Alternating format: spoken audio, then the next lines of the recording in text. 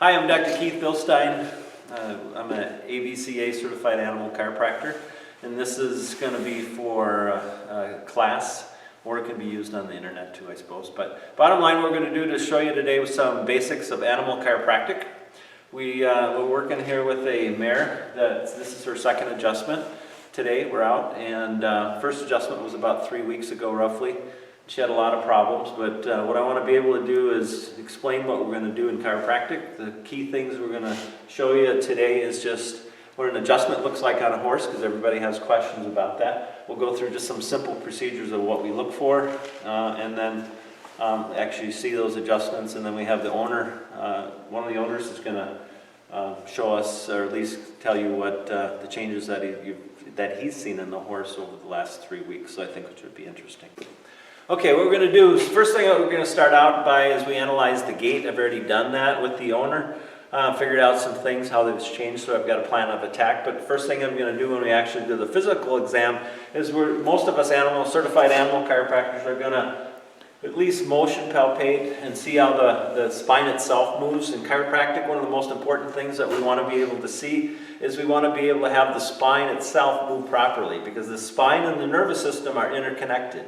You know, what happens is that when the spine itself gets locked up or doesn't move properly, it adversely affects the nervous system. It sometimes shows up as pain, sometimes you'll see gait change, but ultimately the nervous system can't communicate properly with the rest of the body, and that's how the body can function properly.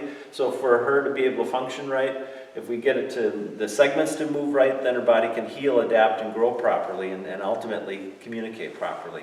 And then you'll see it as an owner as better movement in your horse, and your horse is going to be a lot healthier. So to start out with, what we're going to do is I can get up on what we call a veil, which just helps me get up on top of the horse. One of the first things that we do is just do a motion of the pelvis to see how the spine moves, to see if we can find out where those segments lock. So I'm moving her butt, but I'm also feeling her spine move, and right there, it doesn't move very well. It's just stuck. And I don't know if she will, if she's sore enough, probably not. But on a horse that's real sensitive, I can push in here and they'll just move, you know. And so what we'll have to do is, if you can move her back this way, otherwise I'll move like wild. Okay.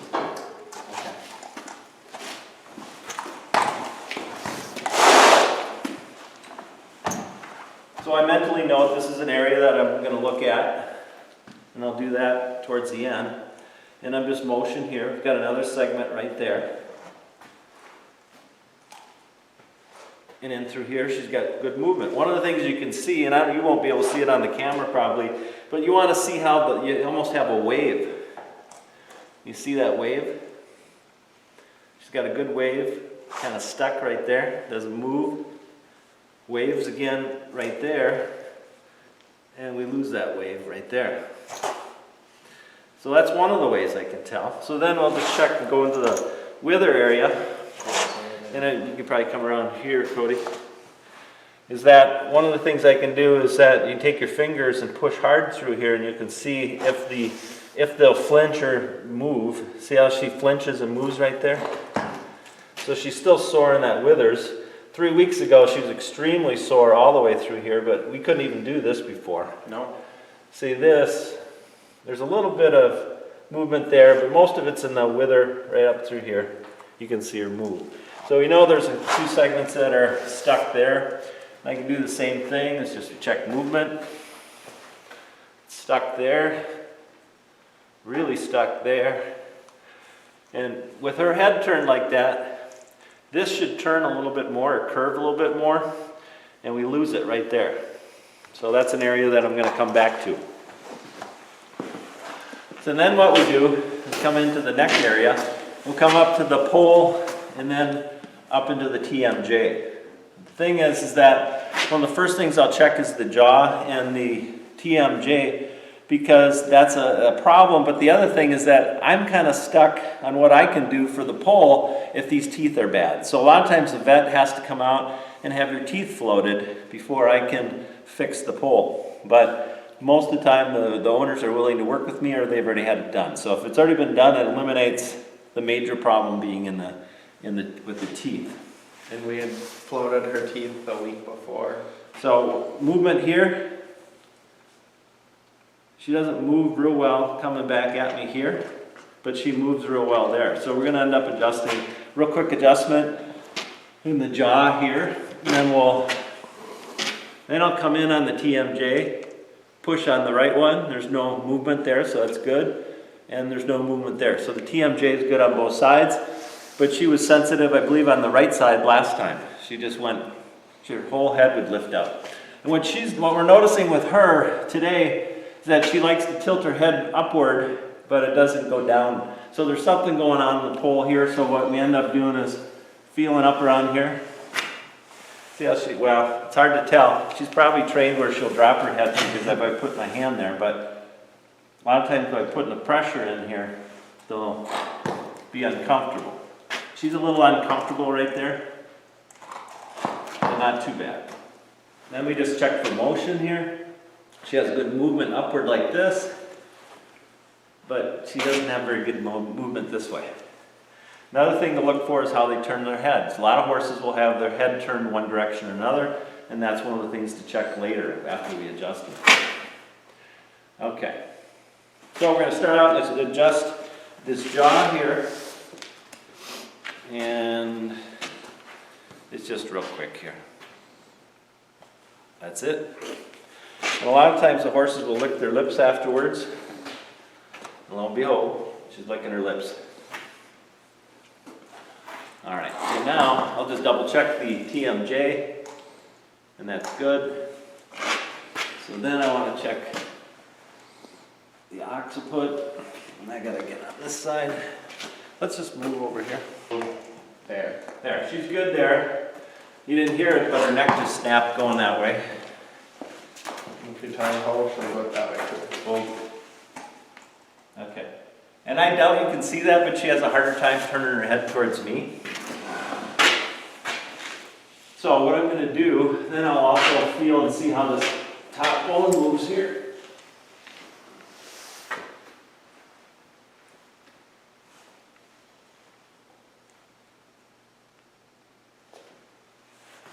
Okay, and this is a little bit stuck on the left atlas here.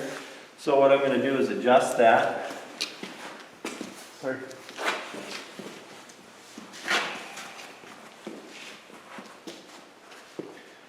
And then what we do is just go like this. She's pretty good. Some horses are real nervous, but once we get this pole adjusted, they relax quite a bit. That's all there is to that. We'll see if she licks on this one or not. Nope.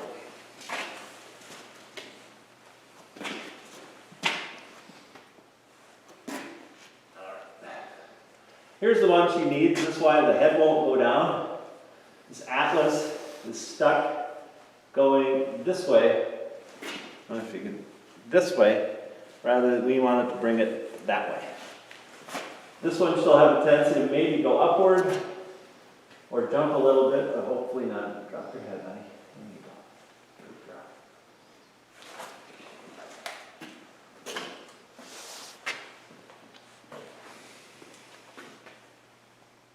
See how she just dropped her head? There we go. What I'm going to do here is motion. See how the spine moves this way. And that's stuck right there. I'm going to adjust it right now.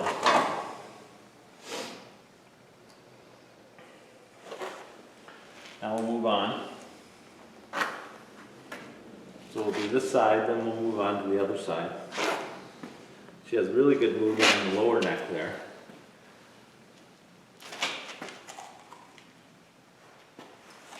Good. Now this is the side. Let's see. I'm going to move her out a little bit. There we go. This is the side if I ride her, when I bend her to the right, she does not want to give. She's gotten much better since our first adjustment, but before that she'll pull her head back right away.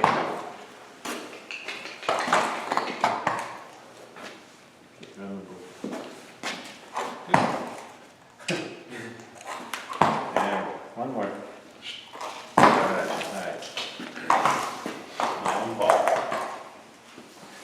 before I do that, let's see.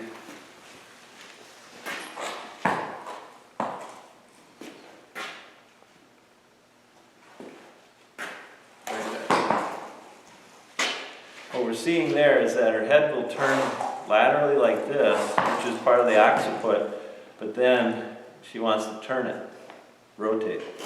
So there's a problem there.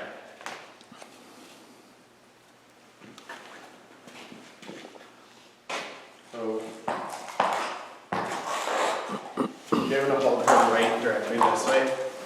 Well, either way, you have to give me some line there, so it's probably better if you're over there. She just doesn't know what I want her to do. Ah, girl. Good girl. Oh.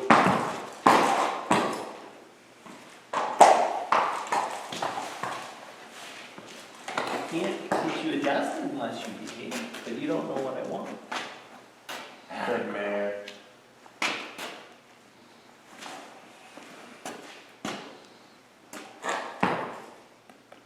Good mare. All right, turn your head again. See, that turns a lot better already. All right, gotta get this.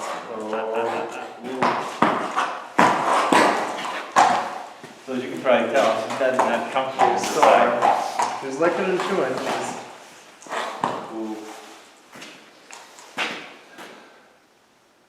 But part of her problem's in the lower neck on this one, as I saw her lunging. We got the movement in the neck better there. Now,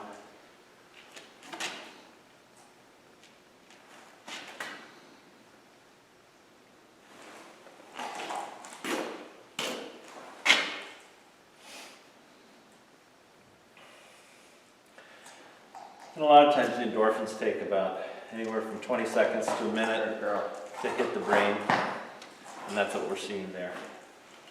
Now once you get it in the butt, it takes about a minute. You see the licking if they're going to lick. Not all horses lick, but many do because it feels good. And then once I start working with them, they go, oh, I love you. So,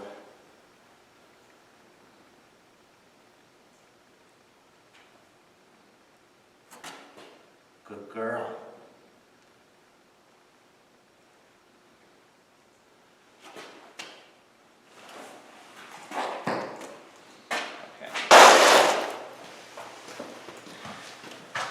What I'm doing here is just checking for movement.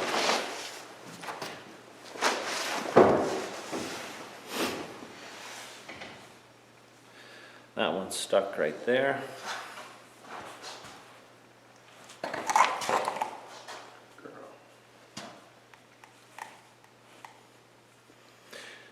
And we can adjust in this way and that way. I prefer a lot of times to get on the opposite side and just adjust it. Especially when they're stuck like this. When we first saw her, she had a lot of problems in the withers. This is minimal compared to the first time around. The first time you'd touch her and she would just drop all the way down her back. Good girl.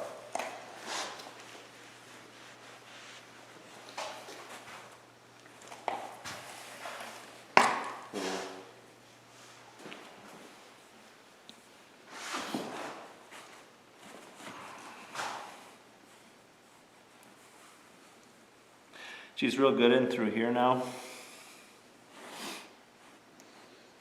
For that was the big issue. The first time she had kind of a hunter's bump going on, where that spine stuck up.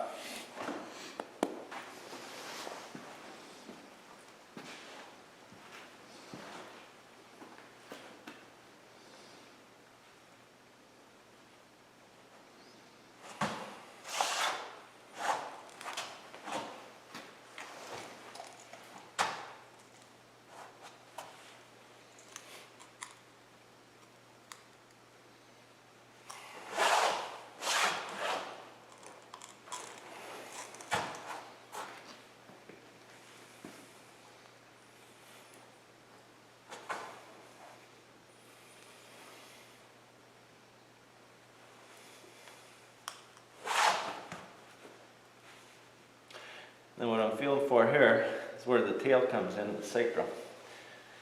what kind of movement. We've got a little bit of movement here, nothing there. So we're going to adjust what we call a sacral apex. There. Then what we also do too in the pelvis here is we'll feel for the sponginess, how well the pelvis moves here and compared to here. Yep.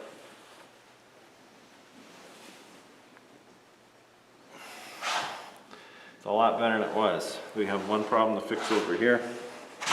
Just licking and chewing. Okay, I need you to move her rear.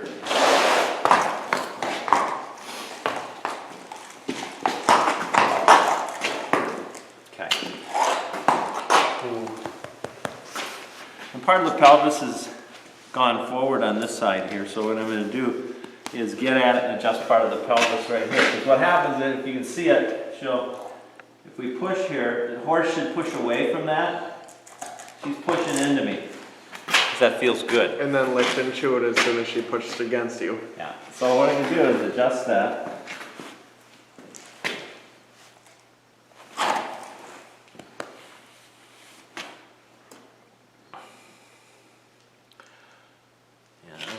Double check that because my hand slipped just a little bit. There we go.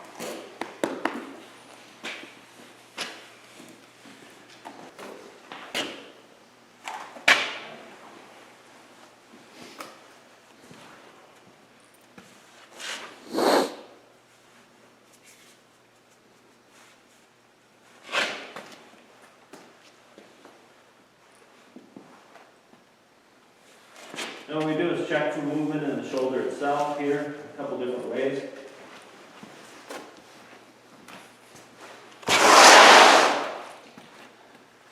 This is just a little bit, oh, not bad. There we go. Good girl. Now on this side, good girl. Come on. There you go. Good girl.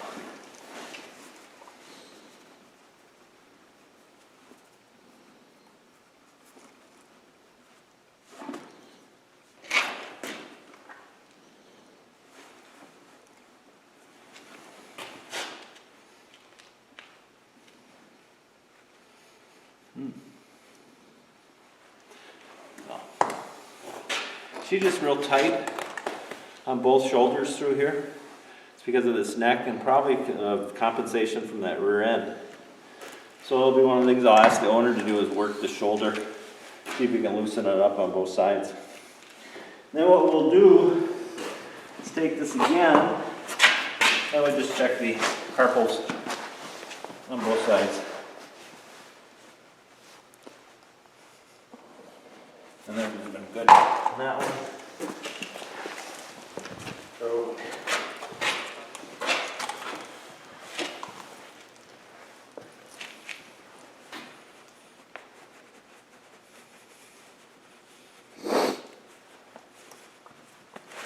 hook her up. There. Then I'm just going to real quick check this shoulder. I want to see how it moves. Get her licking and chewing.